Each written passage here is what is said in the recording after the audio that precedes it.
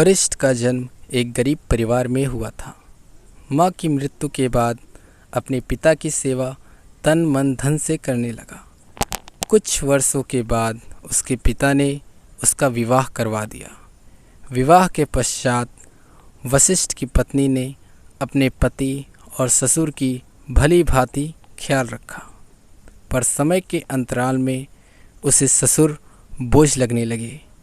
वरिष्ठ की पत्नी ने अपने ससुर को समय पर खाना देना कम कर दिया और उसकी देखभाल नहीं करती थी, जिससे धीरे धीरे वरिष्ठ के पिताजी कमज़ोर और बीमार पड़ने लगे। एक दिन वरिष्ठ के पिताजी ने अपनी बहू से कहा, बहू, तुम मुझे समय पर खाना क्यों नहीं देती हो? अब तुम मेरी देखभाल भी नहीं करती हो। ऐसा क्या हो गया जो तुम इतनी बदल गई हो? पिताजी, मैंने आपकी सेवा करने का ठेका नहीं लिया है। मेरे पति पूरा दिन मेहनत करके घर आते हैं और आप हो दिन भर घर में मुफ्त की रोटियां खा रहे हो। अब आप हम पर बोझ बन गए हो। बहू के कड़वे शब्द सुनकर वशिष्ठ के पिताजी को बड़ा धक्का लगा। बहू से उन्होंने कहा, बहू, तुम ऐसा क्यों कह रही हो? मेरी अब उम्र हो गई है। इस बुढ़ापे में मेरा परिवार ही मेरी सेवा नहीं करेगा तो कौन करेगा? बुढ़ापे में माँ बाप की सेवा करना पुण्य का काम होता है।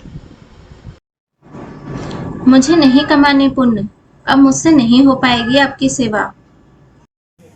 यह कहकर बहू वहाँ से चली जाती है। एक दिन बहू ने सोचा, क्यों ना मैं अपने पति के मन में पिताजी के विरुद्ध नफरत पैदा करूं। उसने अपने पति का कान भरना शुरू कर दिया था। एक दिन अवसर पाकर वह पति से बोली, सुनिए जी, आपके पिता दिन भर मुझे परेशान करते रहते हैं। प्रतिदिन मुझसे लड़ते रहते हैं, बिना बात मुझ पर नाराज होते रहते हैं। मैं अब और साथ नहीं रह सकती। आप उन्हें कहीं और छोड़ाओ।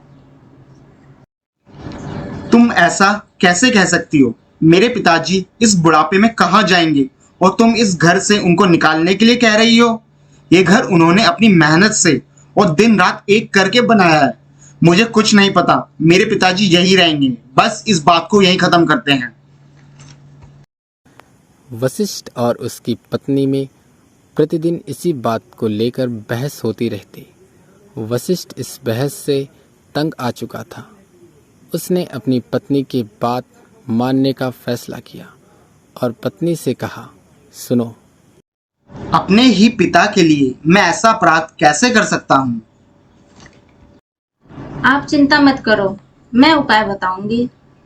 कुछ विचार करते हुए बोली, आप पिताजी के पास जाइए और उनसे कहिए कि वह आपके साथ पड़ोस के गांव में चलें, जहां एक व्यक्ति के पास आपका कुछ पैसा बकाया है, और कल बैलगाड़ी से सुबह सुबह ही वहां के लिए निकल जाइए और रास्ते में जो कब्रिस्तान आए वहां रुकिए और जैसा पहले मैंने कहा था ठीक वैसा ही करिए। वशिष्ठ का एक पुत्र भी था जिसकी उम्र महज 7 वर्ष की थी। वह अत्यंत बुद्धिमान था। अपनी माँ की सारी बातें सुनकर उसने सोचा, मेरी माँ मेरे दादाजी को घर से दूर भेजने के लिए मेरे पिताजी को बाध्य कर रही है।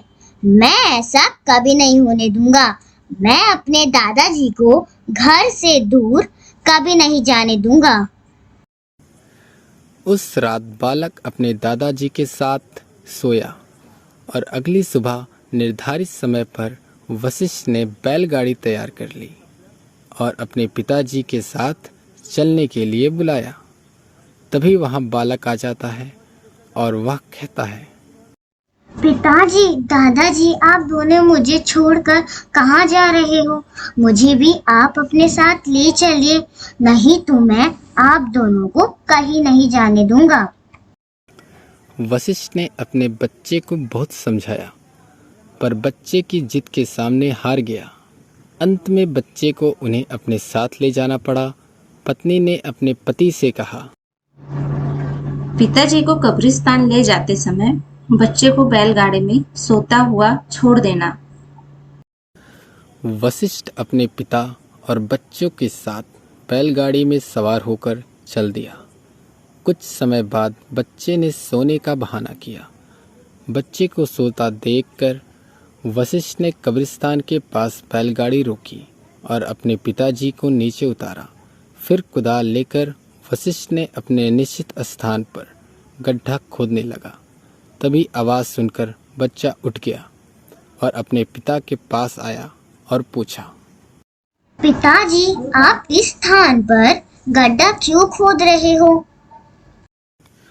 वशिष्ठ ने उत्तर देते हुए कहा, बेटा, तुम्हारे दादाजी बहुत वृद्ध और कमजोर हो गए हैं और उन्हें कई तरह की बीमारियों ने घेर रखा है और तुम्हारी माँ से ये हमेशा लड़ते रहते हैं।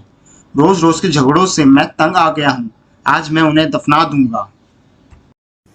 इतने में ही बच्चे ने अपने पिता के हाथ से कुदाल छीन लिया और उस गड्ढे के बगल में एक और गड्ढा खोदने लगा। वशिष्ठ ने पूछा, बेटा, ये तुम क्या कर रहे हो और ये गड्ढा क्यों खोद रहे हो? पिताजी, मैं अपने परिवार की परंपरा का पालन कर रहा हूँ। जब आप भी दादा के जैसे बूढ़े, बीमार और कमजोर हो जाएंगे और मेरी पत्नी से लड़ाई करेंगे, तब मैं भी आपको बर्दाश्त नहीं कर पाऊंगा और आपको इस गड्ढे में दफन कर दूंगा। बालक की यह बात सुनकर वशिष्ठ ने कहा, बेटा, तुमने मेरी आंखें खोल दी। मैं ये कितना बड़ा अपराध करने जा रहा था। मैं तुमसे ये वादा करता हूँ कि ऐसा अपराध करने की मैं सोचूंगा भी नहीं। मैं तुम्हारे दादाजी और अपने पिताजी का अच्छे से ध्यान रखूंगा। चलो हम घर चलते हैं। जब वशिष्ठ की पत्नी ने तीनों को घर वापस आते देखा तो वह गुस्से में बोली, तो तुम अपने पिता को वापस ले आए हो? हाँ, पिताजी यहीं रहेंगे और तुम्हें पिताजी के यहाँ रहने से दिक्कत है तो तुम ये घर छोड़कर जा सकती हो। पति की यह बात सुनकर पत्नी ने पिताजी से माफ़ी मांगी और बोली, मुझे माफ कर दो पिताजी, मैं अब से आपकी देखभाल करूंगी। अब वह एक अच्छी पत्नी और एक अच्छी बहू बनकर सबके साथ हंसी खुशी रहने लगी। शिक्षा: एक बालक वयस्क से भी अधिक बुद्धिमान हो सकता है। Don't forget to like, comment and subscribe.